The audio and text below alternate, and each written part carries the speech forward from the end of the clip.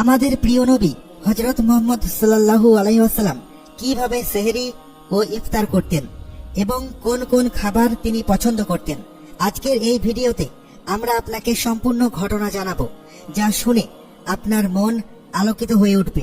তাই ভিডিওটি শেষ পর্যন্ত অবশ্যই দেখুন। প্রিয় বন্ধুরা, আল্লাহর প্রিয় নবী হযরত মুহাম্মদ সাল্লাল্লাহু আলাইহি ওয়াসাল্লাম তাঁর জীবনে মাত্র 9টি রমজান পেয়েছিলেন। 10ম রমজান আসার আগেই তিনি এই দুনিয়া থেকে পর্দা নেন। এই পবিত্র মাসে নবী করিম সাল্লাল্লাহু আলাইহি ওয়াসাল্লামের ইবাদত ও রিয়াজত সাধারণ দিনের তুলনায় অনেক বেড়ে যেত। এই মাসে তিনি আল্লাহ তাআলার নৈকট্য লাভের জন্য আকুল থাকতেন এবং তার রহমত কামনা করতেন। যদি আমরা আমাদের প্রিয় নবী সাল্লাল্লাহু আলাইহি ওয়াসাল্লামের পথ অনুসরণ করি, তাহলে আমাদের সেহরি ও ইফতারের বরকত ও রহমত নেমে আসবে। প্রিয় বন্ধুরা, যখন ভালোবাসা চূড়ান্ত পর্যায়ে পৌঁছায়, তখন ইবাদতও বেড়ে যায়। আমাদের প্রিয় নবী সাল্লাল্লাহু আলাইহি ওয়াসাল্লাম রমজানের প্রতি গভীর ভালোবাসার কারণে রাতভর নামাজ আদায় করতেন, দীর্ঘ কিয়াম করতেন এবং আল্লাহর ইবাদতে মগ্ন থাকতেন। তার এই পবিত্র আমলগুলোর কথা বলা হয় যাতে আমরা তার সুন্নত ও রীতিগুলো অনুসরণ করতে পারি এবং এই পবিত্র মাসের বরকত ও রহমত অর্জন করতে পারি। নবী করিম সাল্লাল্লাহু আলাইহি ওয়াসাল্লাম রমজানুল মুবারককে এতটাই ভালোবাসতেন যে তিনি প্রায় এই মাস পাওয়ার জন্য দোয়া করতেন। এর আগমনের প্রস্তুতি শাবান মাস থেকেই শুরু হয়ে যেত। তিনি বেশি বেশি ইবাদত করতেন এবং নফল রোজা রাখতেন, যাতে রমজানের বরকত লাভের জন্য নিজেকে আগে ভাগেই প্রস্তুত করতে পারেন। যদি আমরাও এই পবিত্র মাসের মর্যাদা বুঝি, এর সম্মানে আমাদের জীবনযাত্রার ধরন পরিবর্তন করি, তবে নিশ্চিতভাবেই আল্লাহর রহমত আমাদের উপরেও বর্ষিত হবে। যখন রমজান মাস আসত, তখন রাসূলুল্লাহ সাল্লাল্লাহু আলাইহি ওয়াসাল্লাম সাহাবায়ে কিরামদের উদ্দেশ্যে বলতেন, তোমরা কাকে স্বাগত জানাচ্ছ আর কে তোমাদের স্বাগত জানাচ্ছে? এই প্রশ্ন তিনি 3 বার পুনরাবৃত্তি করলেন।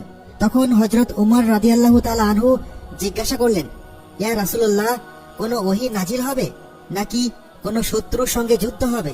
তখন নবী করিম সাল্লাল্লাহু আলাইহি ওয়াসাল্লাম বললেন, না, তেমন কিছু নয়। এরপর তিনি বললেন, তোমরা রমজান মাসকে স্বাগত জানাচ্ছ। এই মাসের প্রথম রাতেই সমস্ত কিবলা অভিমুখী মুসলমানদের ক্ষমা করে দেওয়া হয়। সুবহানাল্লাহ, কত বড় সুসংবাদ! রমজান শুধুমাত্র একটি মাস নয়, বরং এটি আল্লাহর রহমত ও বরকতে ভরা এক মহান নিয়ামত। যখন রাসূল পাক সাল্লাল্লাহু আলাইহি ওয়াসাল্লাম মদিনায় হিজরত করার নির্দেশ দিলেন, তখন হযরত বিলাল রাদিয়াল্লাহু তাআলা আনহু মদিনায় হিজরত করলেন। তবে তার হৃদয় ছিল শুধুমাত্র এক আকাঙ্ক্ষায় পরিপূর্ণ, যেন তার প্রিয় নবীর বিচ্ছেদ শেষ হয়ে যায়। তিনি দিনরাত আল্লাহর কাছে দোয়া করতেন, হে আল্লাহ, আমার প্রিয় নবী মুহাম্মদ সাল্লাল্লাহু আলাইহি ওয়াসাল্লামের হেফাজত করো, দূরত্ব কমিয়ে দাও এবং তাকে যত দ্রুত সম্ভব মদিনায় পৌঁছে দাও। অবশেষে সেই শুভ মুহূর্ত এলো, যখন আমাদের প্রিয় নবী রাসূলুল্লাহ সাল্লাল্লাহু আলাইহি ওয়াসাল্লাম মদিনায় তাশরিফ আনলেন। হযরত বিলাল রাদিয়াল্লাহু তাআলা আনহুর আনন্দের সীমা রইল না।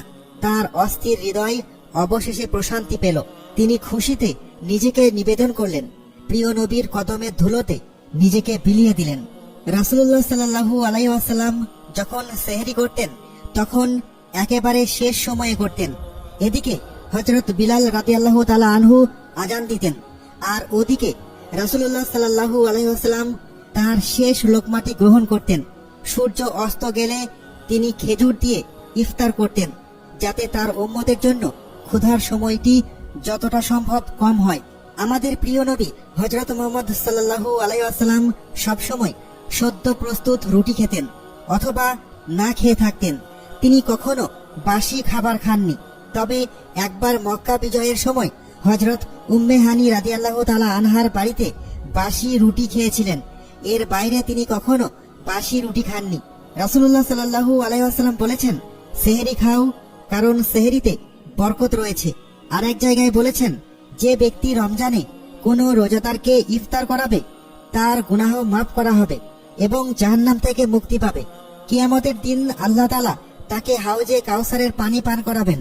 সুবহানাল্লাহ, সেহরি ও ইফতারের কত বড় ফজিলত!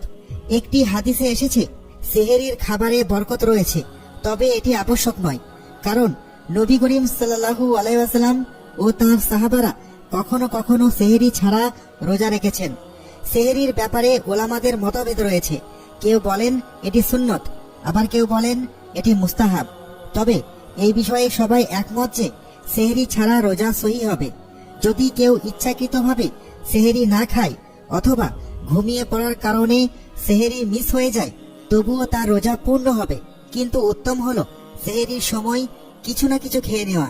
হযরত আমর বিন আস রাদিয়াল্লাহু তাআলা আনহু বলেছেন, আমি নবী করিম সাল্লাল্লাহু আলাইহি ওয়াসাল্লামকে বলতে শুনেছি, আমাদের ও আহলে কিতাবদের রোজার মধ্যে পার্থক্য হলো সেহরি খাওয়া।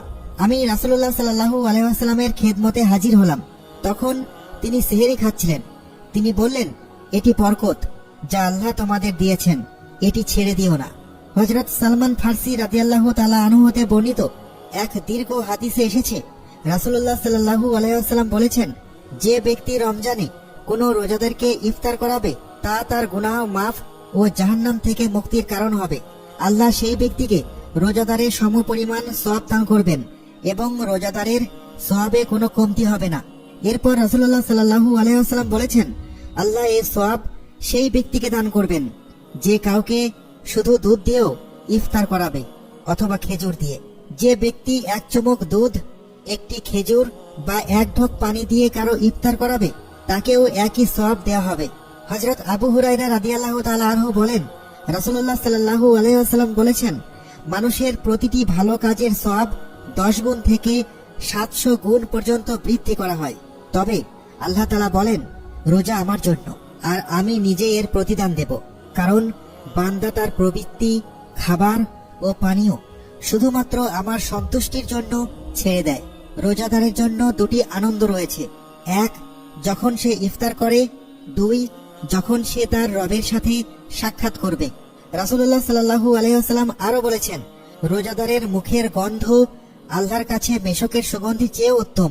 আজকাল দেখা যায় অধিকাংশ মানুষ ইফতারে শুধু সিঙ্গাড়া ও পেঁয়াজও খেতে ভালোবাসেন। কিন্তু মনে রাখবেন, আল্লাহর প্রিয় নবী সাল্লাল্লাহু আলাইহি ওয়াসাল্লাম কখনো এমন করতেন না। এখন আসুন আমরা সেই 10টি খাবার সম্পর্কে জানি যা আল্লাহর প্রিয় নবী সাল্লাল্লাহু আলাইহি ওয়াসাল্লাম খুব পছন্দ করতেন। রাসূলুল্লাহ সাল্লাল্লাহু আলাইহি ওয়াসাল্লামের প্রিয় 10টি খাবার। 1. খেজুর। নবী করিম সাল্লাল্লাহু আলাইহি ওয়াসাল্লাম খেজুর খেতে খুব পছন্দ করতেন এবং সাধারণ খেজুর দিয়েই তিনি ইফতার করতেন। 2. মধু। মধুকে তিনি খুব ভালোবাসতেন এবং এটি অত্যন্ত উপকারী বলে উল্লেখ করেছেন। 3. দুধ। তিনি দুধ পান করতেন এবং একে শক্তির উৎকৃষ্ট মাধ্যম বলে মনে করতেন। 4. জৈতুনের তেল। তিনি এটি খেতেন এবং শরীরে মাখতেন। 5. লাউ বা কদু। তিনি বলেছেন, লাউ বা কদু মস্তিষ্ককে শক্তিশালী করে এবং তিনি এটি খাওয়ার প্রতি বিশেষ গুরুত্ব দিতেন। 6. আঙ্গুর।